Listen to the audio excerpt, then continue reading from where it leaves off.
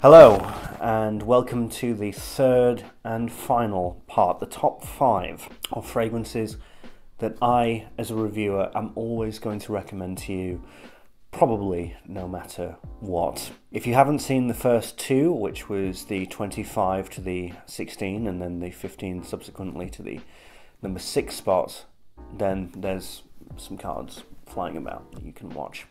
I'll echo my previous statements, which is as this channel moves more to an educational format about fragrances, the history of the industry, etc., I'll still be doing some recommendations, but this is the ultimate selection of recommendations from this reviewer personally. So, let's get into it. Number 5, very controversial pick, very controversial pick since it came out, and whenever I recommend it there will be some people who love it, some people who hate it, but I love it for a variety of different reasons. I actually even did a video about this fragrance, the 5 reasons why this particular fragrance in general is at the moment the cream of the crop and it is taking over the industry. It's Mont Blanc and it's Explorer.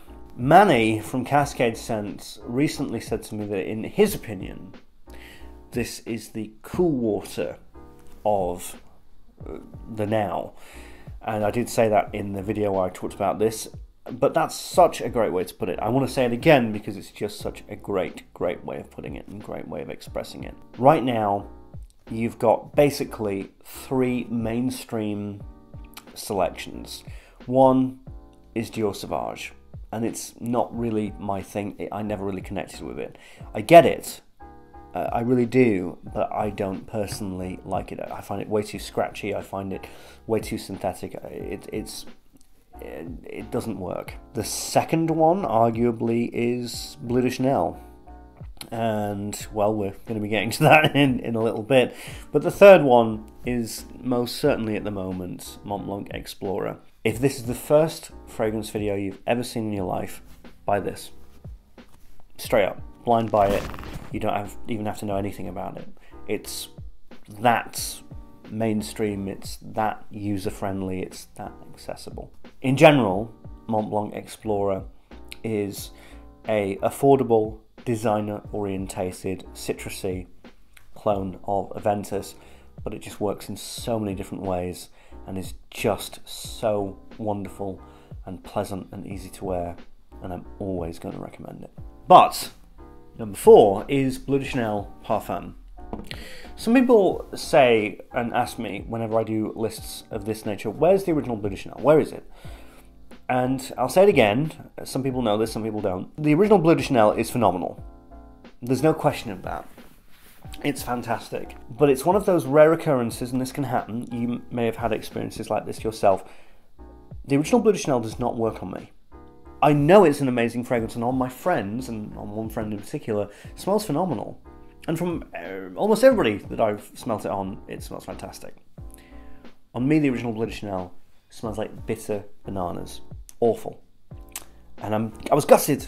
Absolutely, truly, genuinely gutted that it didn't work on me. But I knew I liked it. So when the EDP came out, I was like, finally, maybe this will work for me. Maybe, you know, this fragrance will work. Put it on, bitter bananas, eau de parfum, right? And I thought, I guess that Bleu de Chanel is just never going to work for me. And that was kind of really sad because I love Bleu de Chanel. I was very much on the hype train. I think that Chanel make great fragrances. This came out, and the only reason why I bought it, is because of a battle that I wanted to do this with, this and Sauvage Parfum. I just thought, okay, well, it's going to smell like bitter bananas, Parfum edition, and nothing's going to change. I wore this that day in Manchester when we shot that video, and I couldn't believe it. I was just thinking to myself, holy hell, this smells really good on me. This smells like the Bleu de Chanel I've always wanted to smell on myself, but it also has this extra heap of incense. All the Bleu de Chanels have had incense, by the way, but this has more incense, a deeper helping of it, with lots of grape woods and a lot more woodier notes. That this does not smell like screechy bitter bananas on me. In fact, this smells damn good on me. This smells great. And I loved it, and I just started wearing it more and more because First of all, the novelty of being able to wear a Bleu de Chanel was incredible, really took me off guard, and I was loving every second of it. But man, this is my green Irish tweed, right? And what I mean by that is that this is just so damn versatile on me. I can wear this, it's raining outside, don't know if you can hear, can wear it in rain. We're in the middle of winter right now, can wear it. In the middle of spring, can wear it. Middle of summer, can wear it. High heat, that aquatic element that's in here really shines, can wear it. Autumn, can wear it. Any time of the year, I can wear this fragrance. This is my one fragrance to rule them all, if you will. So, a phenomenal scent. Some people don't like it who are Bleu de Chanel fans.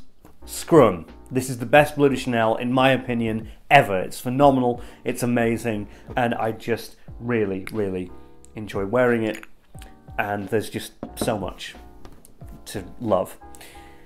Anyway, I did a video on this, calling it the best Bleu de Chanel. I'll link to that again, but just I'm always going to recommend this. It's a phenomenal recommendation. It's of course Dior Homme, the original. I'm literally buying, I've got 2 backup bottles of this. I'm going to buy another one. I'm going to buy another 100ml backup bottle because I go through this like a dose of salts, and I don't know what's going on. It's not available in America. When I went to LA, you can buy it. You can only buy the new version, which of course is nothing. It's got nothing to do with this fragrance at all. A great vanilla, creamy iris that's phenomenal, and things like Fève and Kisses Rain, my only complaint with them is that they can be a little bit too much. This is absolutely perfect. This is the bowl of porridge in in the story with the 3 bears. It's just right for me. It's fantastic. It's feminine, it's flamboyant, but not too flamboyant. It's also got a sterner edge that's very sexy, and it is my most complimented fragrance of all time. It's a fragrance that chose me. I didn't choose it. I didn't like it when I first smelt it. It was like lipsticky and makeup-y, and I was like, oh, what on earth is that? But the more I wore it, the more I'm connected to it. I'm always going to recommend this from a personal standpoint, from a subjective standpoint. It's just phenomenal. And if you haven't smelt it, please do, because I don't know how long this is going to be on the shelf. You know, it might inevitably get discontinued now that the new version is not going anywhere. My number 2 recommendation may surprise a few people, but I've put it this high because this is a fragrance that I haven't got. It needs to be talked about. If you want a hype train in FragCon, this is it. This is my hype train officially. I'm throwing the train onto the track right now. I feel so deeply and passionately about this fragrance. I'm so upset that it didn't get the recognition that it deserved. It's an older fragrance, a much older fragrance, and it caught me out of nowhere. I smelt this on somebody in work when I was selling fragrance in Harvey Nichols, and I thought, holy hell, how has this not got any hype? How has this not got any attention? How is Jeremy not doing 1,000 push-ups over this fragrance? Because it's just so sexy and luxurious. Well, it could be because it's a female fragrance, but he does recommend female fragrances sometimes. I don't know. But this is it. It's all to play for. The stakes are high.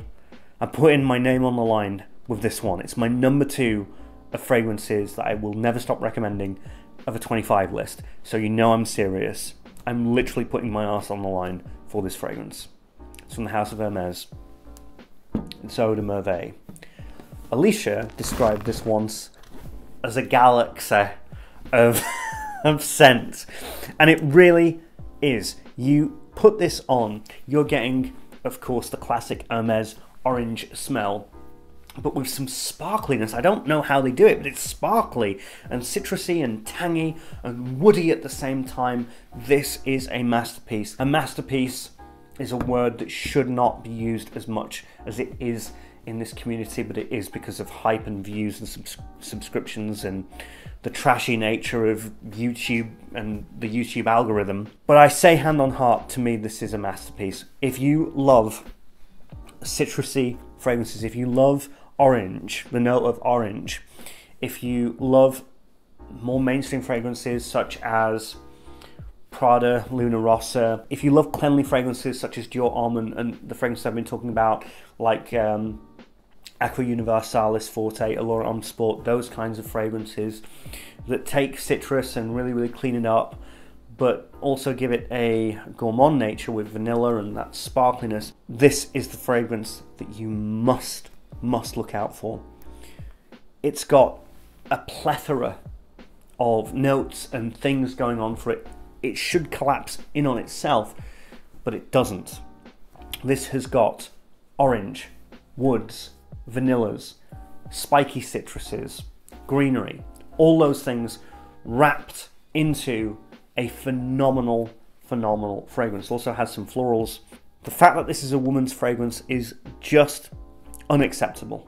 It's completely wrong. It's completely misguided, in my opinion, because a man can wear this very easily. I love wearing it. It was my spring #1. It's not at all going to be shifting from that point anytime soon. This is the fragrance that right now, more than any other fragrance that I know of that's going around and circulating and being hyped, it's this fragrance that deserves the attention. It's this fragrance that deserves your attention. And it's this fragrance that deserves the hype. So there it is. That is my #2. Well, there's only one fragrance left. I wonder what it could possibly be. Well, let's just get out of the way. Obviously. But I'm worried. This is my favourite fragrance of all time, Millesime Imperial. If you're new to this channel, you'll know that I will have gotten sick of being the fragrance apprentice and wanting to call it a day when the review of this comes out. This will be, of course, my final review. And then after that, there will be no more reviews, there will be no more list videos. The fragrance apprentice will be done. Because I do believe in endings. I believe in good, solid finalities and things like that. And it is a fragrance that I will always recommend, of course, for many different reasons. It's perfect. But I am worried. Every new bottle I buy of this, it is getting weaker in quality. It is getting a little bit more, I don't know how to explain it. It's getting blurrier. It's petering out. It's sort of fading out. And I can wear it and I can definitely tell it's Millesime Imperial. But my biggest concern is that when I reach the review of this fragrance, I will be reviewing a fragrance that is not the thing that I fell in love with. Luckily, I do actually have a backup bottle of this from 2016. And when I started to realise that this was becoming more and more reformulated and more diluted, I have decided that I'm not going to open that bottle until I review it. So luckily that bottle will be in its box for hopefully quite a while. But yes, Millesime Imperial is phenomenal. It's fantastic. I'd still recommend it. I still think that it's an amazing scent. I think it's such a happy and positive and wonderful fragrance, and it has all of the things that I ever wanted in a fragrance. It is the end of my fragrance journey, even though it still continues. It's a bit Doctor Who-like in that way. My fragrance journey is continuing, even though I'm fully aware of what the ending is, because I already got there, if that makes any sense. But yes, I will always recommend this fragrance. It's my favourite fragrance of all time. It's the best, it's the greatest, and I would still ask that you investigate it. But hand on heart, I'm going to have to do something that's a little bit difficult here, but I would also openly recommend this, and it sucks. Please excuse the fingerprints, it's a fingerprint magnet. I would also recommend Club de Nuit Milestone, because it's getting to the point where this smells more like this than this does. And, well, that's a real shame. I'm going to be doing a video soon about the new Club de Nuit Sillage, which is, of course, is a clone of Silver Mountain Water, and I'm going to be discussing the fact that as the downgrade of quality with Creed accentuates, and the clone companies are getting more sophisticated with their recreations of Creed fragrances, Creed's in a lot of trouble.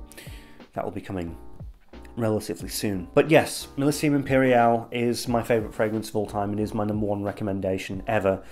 It's a phenomenon of a fragrance, and I truly connect with it on a very, very deep level. But if you're not impressed by the price or you're skeptical, I give you my blessing to buy this instead. Anyway, thanks so much for watching this series. Hope you enjoyed it. Hope you enjoyed all of the recommendations and the recommendations that I will always have, so you can feel a lot of confidence when buying them. It's my final time to tag someone, so I'm going to tag a few people here. I'm going to tag Mark, Robes 08, of course, the fragrance guru, the hype king himself, Chad from A Gentleman's Journey. I'll tag him as well. Smurfy Girly, I'd love to tag. Dan, Mr. Smelly, 1977, I'd love to tag. Peter from Fragrance View, I'd really, really enjoy tagging. And finally, Clements. I would love to tag you. I would love to know what fragrances you will never stop recommending to everybody. All of you, I'd love to know that. Thank you for watching this series. I'm the Fragrance Press, and I will see you soon.